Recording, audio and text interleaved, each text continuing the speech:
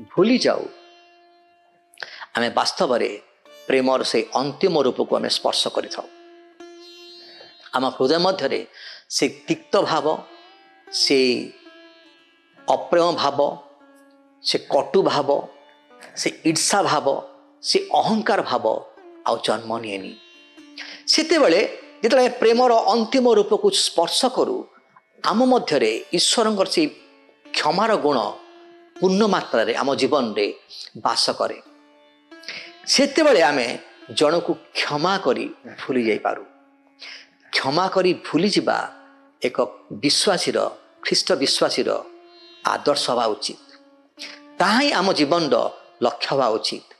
जिते आमे क्षमा करी भूली जिबा प्रभु मध्य आमे करिथिबा पाप से क्षमा करी भूली जिबे। मो प्रिय भाई भणी माने क्षमा होउची प्रेमर अंतिम रूप।